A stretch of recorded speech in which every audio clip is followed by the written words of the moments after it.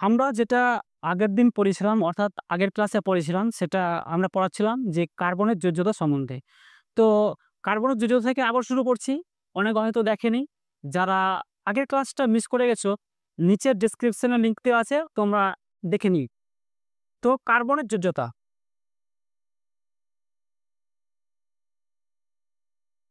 কার্বনের যোজ্যতা। তাহলে আমরা দেখেছিলাম যে কার্বন কিভাবে বন্ধন করছে, তোরজেঁচি বন্ধন করছে না সমযোজী বন্ধনে আবদ্ধ হচ্ছে। তো আমরা এভাবে দেখেছিলাম যে কার্বন কিন্তু সমযোজী বন্ধন দ্বারা আবদ্ধ হচ্ছে। কেন হচ্ছে সেটা অলরেডি আগের ক্লাসে আলোচনা করা আছে। যারা দেখোনি তারা দেখে নিও, ডেসক্রিপশনে নিচে লিঙ্ক দেওয়া থাকবে, তোমরা ওটা দেখে নিও। তো কার্বনে আমরা দেখেছিলাম যে কার্বনের ৬টা ইলেকট্রন ছিল টোটালে। তো প্রথম পক্ষে ২টো, বাইরের পক্ষে ৪টা। তো এখানে যেহেতু বাইরের পক্ষে ৪টা ইলেকট্রন আছে, তাহলে অবশ্যই কার্বনের যোজ্যতা ৪। তো ৪ কিভাবে হচ্ছে সেটা অলরেডি আমরা আলোচনা করেছিলাম, তবুও কিছুটা বলে দিচ্ছি যে কার্বন বাইরের পক্ষে যে ৪টা ইলেকট্রন আছে, সেই ৪টা ইলেকট্রন দ্বারা আরো অন্যান্য পরমাণুর সঙ্গে সে সমযোজী বন্ধনে আবদ্ধ হবে। কিভাবে আবদ্ধ হবেন? CH4 এক্সাম্পল হিসেবে নিলাম। তাহলে কার্বনের যে ৪টা ইলেকট্রন আছে বাইরের পক্ষে ৪টা ইলেকট্রন, আর হাইড্রোজেন যেখানে ৪টা আছে, তাহলে ৪টা হাইড্রোজেনের একটা করে ইলেকট্রন। তাহলে একটা করে ইলেকট্রন, ৪টা হাইড্রোজেনের একটা করে ইলেকট্রন। তাহলে এক্ষেত্রে যে হাইড্রোজেন কি করবে? ২টো ইলেকট্রন নিবে। কার্বনের একটা ইলেকট্রন আর নিচের একটা ইলেকট্রন ছিল। সেই ক্ষেত্রে হাইড্রোজেন এখানে থেকে ২টো ইলেকট্রন হলো। তাহলে হাইড্রোজেন দ্বৈত সূত্র দেখালো এখানে। একই রকম ভাবে বাকি যে হাইড্রোজেন আছে সে হাইড্রোজেনগুলো দেখাবে। এবার কার্বনের বিষয়টা বলি। কার্বনের নিজস্ব ৪টা ইলেকট্রন ছিল, আর ৪টা যে হাইড্রোজেন আছে, প্রতিটা হাইড্রোজেনের একটা করে যে ইলেকট্রন আছে, সে ৪টা ইলেকট্রন আর প্রতিটা হাইড্রোজেনের একটা করে ইলেকট্রন নিয়ে সে ৮টা ইলেকট্রন বাইরের পক্ষে রাখবে। অর্থাৎ অষ্টক সূত্র ফিল আপ করবে, অষ্টক সূত্র পূর্তি করবে। এক্ষেত্রে তাহলে কার্বনের ক্ষেত্রেও ৮টা, কার্বনের ক্ষেত্রে বাইরের পক্ষে ৮টা ইলেকট্রন হলো, আবার হাইড্রোজেনের ক্ষেত্রেও বাইরের পক্ষে ২টো ইলেকট্রন হলো। তাহলে দুজনেই কেমিক্যালি স্টেবল হলো বন্ধনের মাধ্যমে। কি বন্ধনের মাধ্যমে? এটা সমযোজী বন্ধনের মাধ্যমে আবদ্ধ হলো। তো এক্ষেত্রে আমরা এখানে বলতেই পারি যে তাহলে কি কার্বন তাহলে বাইরের পক্ষে ৪টা ইলেকট্রন থাকছে। তাহলে কার্বনের অ্যাকচুয়ালি ৪টা হাত আছে, আমি এটা এভাবে বলতে পারি। তো কার্বনের ৪টা হাত আছে। এবার কার্বন কার্বন অর্থাৎ চতুস্তলকীয় আকার করে একটা। কার্বন চতুস্তলকীয় আকার ধারণ করে। কেন? কারণ ৪টা হাত আছে তাই। তাহলে চতুস্তলকীয় আকার ব্যাপারটা কেমন? অর্থাৎ টেট্রাহেড্রাল স্ট্রাকচার ব্যাপারটা কেমন? এক্সাম্পল হিসাবে আরো ধরি আমি, যে CH4 এক্সাম্পল হিসাবে ধরুন নাও। তাহলে কার্বন যে ৪টা হাত আছে, কিভাবে থাকে? এরা টেট্রাহেড্রাল স্ট্রাকচারে থাকে। এবার তোমাদের হয়তো অত ডিটেলসে নাই, তবু একটু বলে দিচ্ছি আমি যে এইভাবে থাকে। তো প্রতিটা এগুলো কিন্তু একটা বন্ড। আচ্ছা, একটু বলে দিই এখানে যে একটা বন্ড মানে দুটো ইলেকট্রন, অর্থাৎ দুটো ইলেকট্রন নিয়ে একটা বন্ড তৈরি হয়। তাই এই যে হাইড্রোজেনগুলো আছে, অর্থাৎ কার্বনের সঙ্গে যে বন্ড আকারে এখন হয়ে গেছে সমযোজী বন্ধন করার মাধ্যমে। তাহলে হাইড্রোজেন সবগুলোতে থাকবে একটা করে। এবার এক্ষেত্রে একটু বলে দিই, এটা অ্যাকচুয়ালি এভাবে থাকে না। আমাদের 3D স্ট্রাকচার, তো এটা আমি রিপ্রেজেন্ট করার চেষ্টা করছি।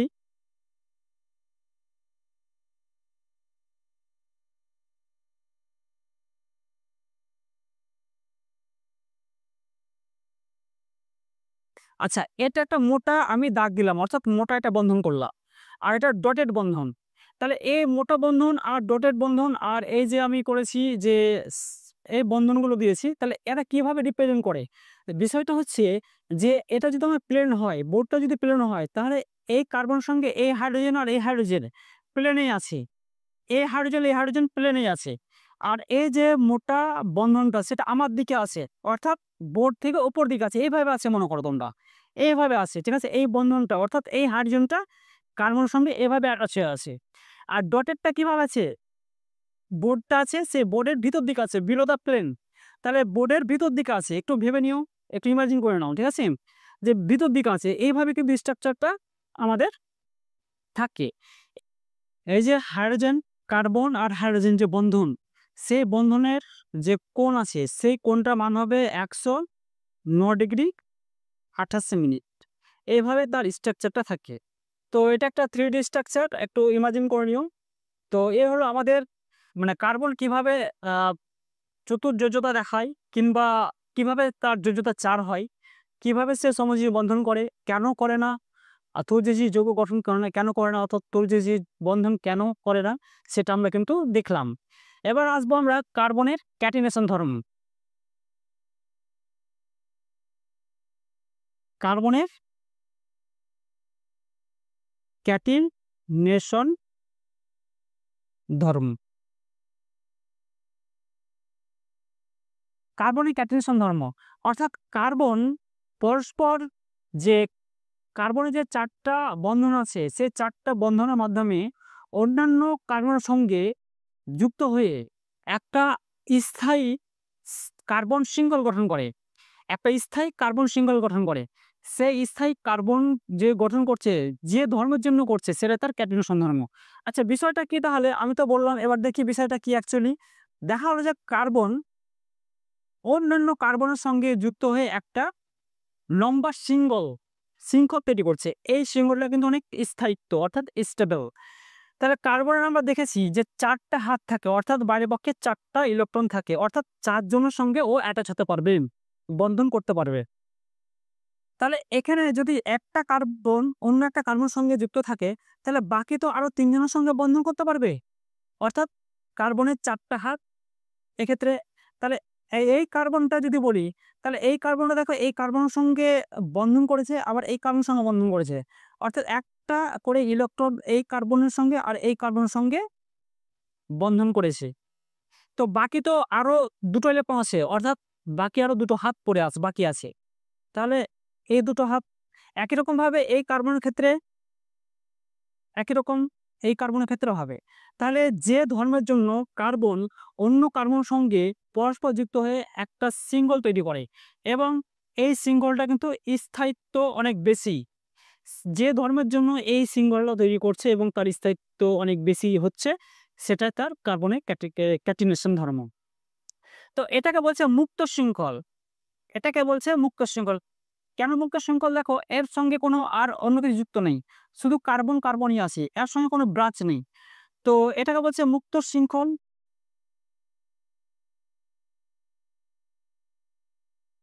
এবার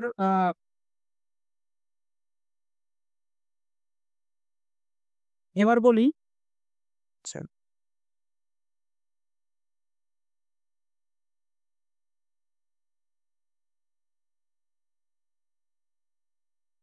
এটা মুক্ত শৃঙ্খল। কিন্তু এটার সঙ্গে একটা শাখা বেঁধে গেছে। এটার সঙ্গে একটা শাখা বেরিয়ে গেছে। তাই এটা শাখাযুক্ত শৃঙ্খল বলবো আমরা। শাখাযুক্ত শৃঙ্খল। এটা হলো মুক্ত শৃঙ্খল, এটা শাখাযুক্ত শৃঙ্খল। আরেকটা হয় সেটা হচ্ছে বদ্ধ শৃঙ্খল। বদ্ধ শৃঙ্খলটা কেমন বিষয়? তাহলে কার্বন একই রকমভাবে আমরা দেখে নিই, ৬ টা কার্বন দিয়ে একটা বদ্ধ শৃঙ্খল দেখি।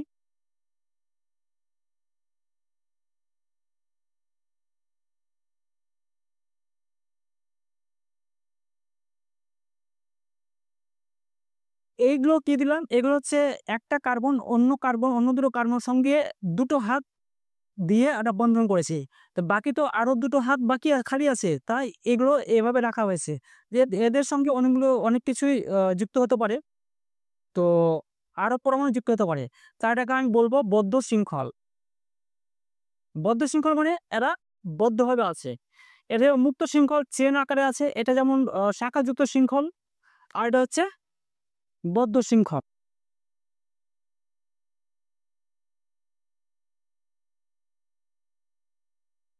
এক্ষেত্রে আরেকটা বলে দিই যে ক্যাটালিসন ধর্ম শুধুমাত্র কি একযোজী বন্ধন দ্বারাই কি হয়?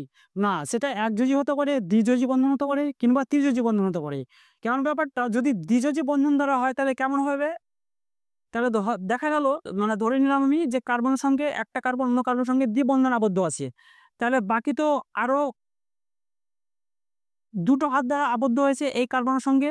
আর এই কার্বন সঙ্গে এই কার্বনটা একটা হাত দ্বারা আবদ্ধ হয়েছে, তাহলে বাকি তো আর একটা হাত মানে মুক্ত থাকছে, অর্থাৎ খালি থাকছে। তাহলে এই কার্বনটা তাহলে অন্য একটা পরমাণুর সঙ্গেও অন্য হাত দিয়ে বন্ধন করতে পারবে, তাই এভাবে আমরা এটা লিখব। একই রকম ভাবে এই কার্বনটার সঙ্গে এই কার্বন দুটো বন্ধন দ্বারা আবদ্ধ হয়েছে, তাহলে এর দুটো হাত খালি থাকবে। এই দুটো হাত দিয়ে অন্য একটা কার্বনের সঙ্গে সে অন্য একটা পরমাণুর সঙ্গে সে বন্ধন হতে পারে, অর্থাৎ সমাজী বন্ধনে আবদ্ধ হতে পারে। এই হলো ক্যাড্রেশন ধর্ম।